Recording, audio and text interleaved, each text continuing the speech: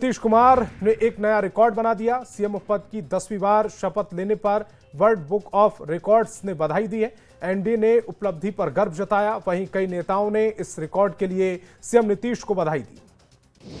CM Nitish Kumar के बेटे निशांत कुमार को लेकर कयासबाजी तेज हो गई है। जेडीयू के कार्यकारी राष्ट्रीय अध्यक्ष संजय झा का इसको लेकर बयान आया। उन्होंने कहा कि राजनीति में आने पर खुद फैसला निशान देंगे। हर कार्यकर्ता की इच्छा है कि वे राजनीति में आए। बिहार में रोजगार और नौकरी की बहार आएगी। सरकार ने 3 नए विभाग खोलने का फैसला लिया। युवा रोजगार के साथ उच्च शिक्षा और कौशल विभाग खुलेगा। नागर विमानन विभाग भी बनाने का फैसला लिया गया। गांधी मैदान में पुस्तक प्रेमियों का महाकुंभ पटना पुस्तक मेला शुरू हो गया है। मुख्यमंत्री नीतीश कुमार ने दीप प्रज्वलित कर मेले का शुभारंभ किया। इस मौके पर डिप्टी सीएम सम्राट चौधरी भी मौजूद रहे। सीएम नीतीश ने पुस्तक मेले के उद्घाटन के बाद विभिन्न प्रकाशनों के स्टॉल का निरीक्षण किया। बिहार विधानसभा अध्यक्ष के विधेयकों के लिए नए बने आवास का जायजा लिया। इस दौरान उन्होंने कहा कि पूर्व में जो विधायक रह रहे हैं इस बार चुनाव नहीं जीत सके हैं, उन्हें जल्द से जल्द खाली करने के निर्देश दिए गए। साथ ही 48 घंटे के अंदर नए विधायकों को आवास आवंटित कर दिया जाएगा।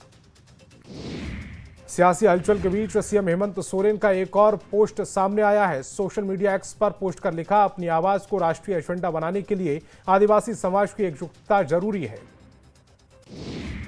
मुख्यमंत्री नीतीश कुमार को 10वीं बार सीएम बनने पर वर्ल्ड बुक ऑफ रिकॉर्ड्स ने बधाई दी है। इस पर कृषि मंत्री रामकृपाल यादव ने कहा कि निश्चित तौर पर एक बड़ा कार्यकाल मुख्यमंत्री नीतीश कुमार का रहा है। यह देश में पहला रिकॉर्ड है। मुख्यमंत्री के नेतृत्व में खुशहाल बिहार होगा। 5 दिवसीय बिहार विधानसभा शीतकालीन सत्र का समापन हो गया। दोनों सदन की कार्यवाही अनिश्चितकाल के लिए स्थगित हो गई। सदन के अंतिम दिन कार्यवाही के दौरान पक्ष और विपक्ष के बीच हल्की नोकझोंक देखने को मिली। बिहार विधानमंडल का शीतकालीन सत्र भले ही छोटा रहा, लेकिन राजनीति माहौल गर्मा रहा। सुपौल से सांसद दिलेश्वर कामौत ने नेता प्रतिपक्ष तेजस्वी यादव पर हमला बोला। उन्होंने कहा कि जनता ने तेजस्वी को पूरी तरह नकार दिया। सांसद दिलेश्वर कामौत ने कहा है कि अब क्रिसमस मनाने चले गए हैं। पहले उनके घर में छठ पूजा होती थी, लेकिन अब उनके लिए दुनिया बदल गई। जेडीयू के प्रदेश अध्यक्ष उमेश कुशवाहा ने तेजस्वी पर बड़ा हमला बोला। उन्होंने कहा कि तेजस्वी यादव को टूर और ट्विस्ट से मतलब है, जनता से कोई मतलब नहीं। इसीलिए बिहार की जनता ने उनको सबक सिखा दिया। बिहार विधानसभा का सत्र छोड़कर यूरोप में घूम रहे।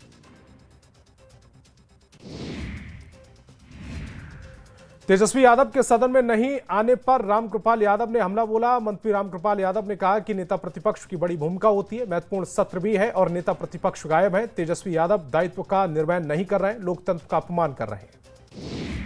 पूर्व मुख्यमंत्री चंपाई सोरेन ने स्वास्थ्य मंत्री इरफान अंसारी पर गंभीर आरोप लगाए। चंपाई सोरेन ने एक्स पर पोस्ट करते हुए लिखा, स्वास्थ्य मंत्री का नाम एनएमसी की अधिकृत डॉक्टरों की सूची में नहीं है, फिर भी वे सरकारी अस्पतालों में ओपीडी में बैठकर डॉक्टर बनकर बैठते हैं और रील्स बनवाते हैं। मरीजों की जान को खतरा है।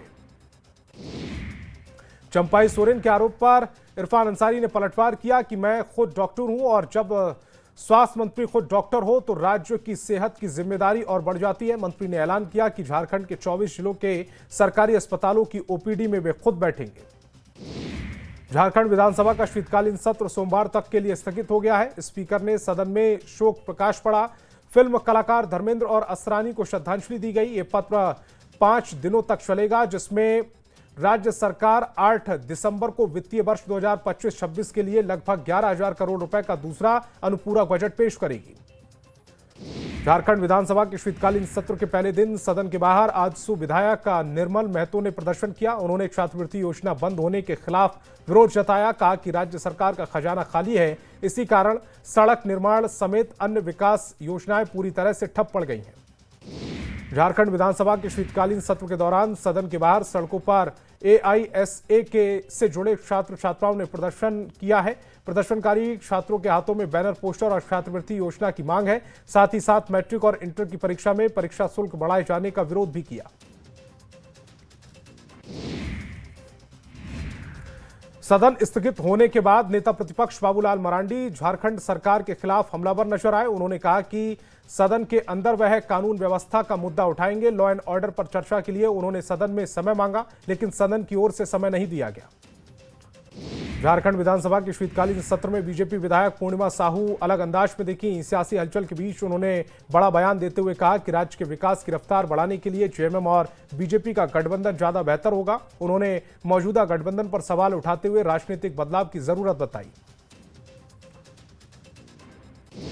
स्वास्थ्य मंत्री इरफान अंसारी एक बार फिर अपने अंदाज में नजर आए। झारखंड में सियासी परिवर्तन को लेकर इरफान अंसारी का बड़ा बयान सामने आया। इरफान अंसारी ने कहा कि मैं फुरकान अंसारी का बेटा हूं, कांग्रेस छोड़कर कहीं नहीं जाऊंगा। गृह मंत्रालय की कमान संभालते ही सम्राट चौधरी ने माफिया के खिलाफ बड़े एक्शन का ऐलान कर दिया। इसी कड़ी में भोजपुर जिले में भी कई माफियाओं की लिस्ट तैयार की गई, जिसमें बालू से लेकर ड्रग और शराब माफिया तक शामिल है। भोजपुर एसपी की माने तो 20 से अधिक माफिया की लिस्ट तैयार है। रामगढ़ के कोठार ओवरब्रिज के पास एलपीजी गैस लदे टैंकर की ट्रेलर से टक्कर हो गई। गैस लदा टैंकर पारादीप से नेपाल के काठमांडू जा रहा था। इसी दौरान ही हादसा हो गया। जमशेदपुर के साक्षी थाना क्षेत्र के हाथी घोड़ा मंदिर के पास एक बड़ी सड़क दुर्घटना होते होते टल गई। साक्षी से मानगो की ओर जा रहे ट्रेलर अचानक अनियंत्रित हो गया। सड़क किनारे खड़ी 2 कारों और एक बाइक अपनी चपेट में ले ली। टक्कर इतनी जोरदार थी कि दोनों कारें बुरी तरह क्षतिग्रस्त हो गई। बेगूसराय के बछवाड़ा थाना क्षेत्र में कार और ऑटो के बीच जोरदार टक्कर हो गई। हादसे में 9 लोग गंभीर रूप से घायल हो गए। सभी को अस्पताल में भर्ती कराया गया। हादसे के बाद कार छोड़कर ड्राइवर फरार हो गया। मुजफ्फरपुर के सदर थाना क्षेत्र में गाड़ी और स्कूल बस के बीच जोरदार टक्कर हो गई। हादसे में स्कॉर्पियो सवार एक ही परिवार के 11 लोग और ड्राइवर घायल हो गए। सभी घायलों को एसकेएमसीएच में भर्ती कराया गया। कोठिया गांव के रहने वाले सभी लोग श्राद्ध कर्म में शामिल होकर गंगा नहाने जा रहे थे। धनबाद के झरिया में एक कचरा गोदाम में भीषण आग लग गई। आग इतनी तेजी से फैली कि आसपास के इलाके में धुआं फैल गया।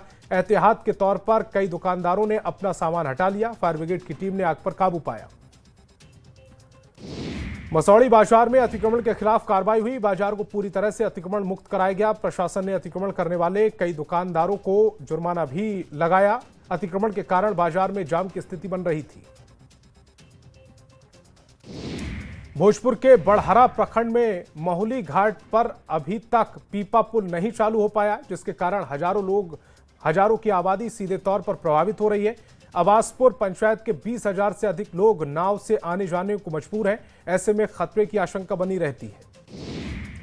गोपालगंज सिविल कोर्ट के ऊपरी मंजिल पर युवती चढ़ गई। नीचे मौजूद लोगों को लगा कि वह आत्महत्या करने की कोशिश कर रही है, जिसके बाद सुरक्षाकर्मियों ने लड़की को बचाया। लड़की ने कहा कि वह क्यों बिल्डिंग पर चढ़ी, यह अब तक स्पष्ट नहीं है। पूर्णिया में भी अतिक्रमणकारियों पर बुलडोजर एक्शन शुरू हो गया है। खुशकीबाग, बट्ठा बाजार, लाइन बाजार, रानी पत्रा, हरदा बाजार समेत शहर के कई इलाकों में अभियान चलाया जा रहा है। सदर एसडीएम ने कहा है कि पहले लोगों को नोटिस दिया गया, फिर बुलडोजर लगाकर अतिक्रमण खाली कराया जा रहा है। भागलपुर के दक्षिणी क्षेत्रों को मुख्य शहर से जोड़ने वाले प्रमुख मार्ग भोलानाथ पुल फ्लाईओवर का निर्माण 20 जून 2023 को शुरू किया गया था। 2 साल में इसे पूरा करने की समय सीमा तय की गई थी, लेकिन 2 साल बीत जाने के बाद भी अभी तक फ्लाईओवर का निर्माण पूरा नहीं हो सका। वहीं भोलापुर पुल के नीचे बिना बरसात के नदी सा नजारा देखा जा रहा है। झारखंड हाईकोर्ट के निर्देश के बाद हजारीबाग में नशीली दवाइयों और कफ सिरप की अनियमित बिक्री पर रोक लगाने के लिए ड्रग विभाग सक्रिय हो गया है। इसी कड़ी में शहर और आसपास के क्षेत्रों में दवा दुकानों पर ड्रग इंस्पेक्टरों की टीम ने अभियान चलाया। टीम में ड्रग इंस्पेक्टर समेत अन्य अधिकारी शामिल हुए। धनबाद के केंदुआटी क्षेत्र में हुए जहरीले गैस रिसाव कांड के चौथे दिन जिला प्रशासन पूरी तरह अलर्ट मोड पर नजर आया। उपायुक्त आदित्य रंजन, वरिष्ठ पुलिस अधीक्षक प्रभात कुमार और बीसीसीएल के सीएमडी मनोज अग्रवाल संयुक्त रूप से घटनास्थल पहुंचे और प्रभावित लोगों से मुलाकात कर हालात का जायजा लिया। इंडिगो फ्लाइट कैंसिल होने से लोगों की मुश्किलें बढ़ गई हैं। पटना एयरपोर्ट पर विमान कैंसिल होने के बाद बड़ी संख्या में लोग खड़े रहे। कई यात्री सऊदी अरब और अन्य देश में नौकरी के लिए जाने वाले थे, लेकिन फ्लाइट कैंसिल होने से उनकी मुश्किलें बढ़ गईं।